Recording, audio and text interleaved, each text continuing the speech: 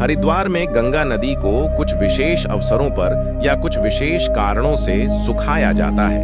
इसका मतलब यह है कि नदी का प्रवाह रोका या कम कर दिया जाता है। यह पूरी तरह से सूखती नहीं है, लेकिन जल को कुछ समय के लिए डायवर्ट कर दिया जाता है।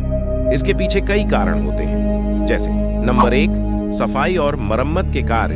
हरिद्वार में गंगा के घाटों और तटों की सफाई, जलमग्न सीढ़ियों की मरम्मत और नदी तल की सफाई के लिए गंगा का जल प्रवाह कुछ समय के लिए रोक दिया जाता है। इससे नदी के तल से प्लास्टिक, कूड़ा और गाद को हटाया जा सकता है। इसके अलावा घाटों की स्थिति बेहतर होती है, जिससे श्रद्धालुओं को सुविधा मिलती है और जल प्रदूषण कम होता है। नंबर 2, कुंभ अर्थात अर्ध कुंभ या अन्य पर्वों की तैयारी। कुंभ जैसे विशाल धार्मिक आयोजनों से पहले घाटों का विस्तार किया जाता है। निर्माण और अन्य व्यवस्थाओं के लिए गंगा का जल रोका जाता है। इससे लाखों श्रद्धालुओं की भीड़ के लिए बेहतर घाट तैयार किए जा सकते हैं और ऐसा करने से दुर्घटनाओं की संभावना कम होती है।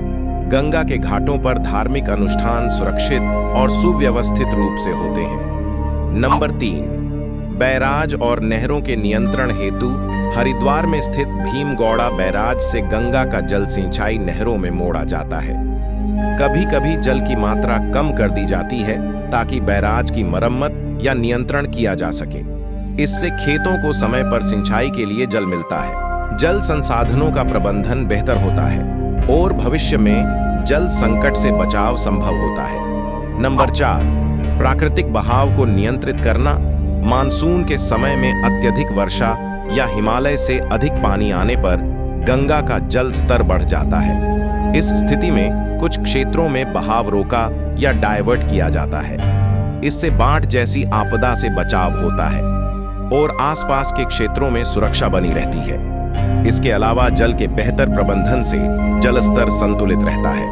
हरिद्वार में गंगा को सुखाना एक अस्थायी और नियोजित प्रक्रिया होती है, जो साफ सफाई, प्रबंधन और धार्मिक आयोजनों की तैयारी के लिए जरूरी है। इससे गंगा और समाज दोनों को ही लाभ होता है। हरिद्वार आपको भी अच्छा लगता है तो वीडियो को लाइक करके चैनल को सब्सक्राइब करें।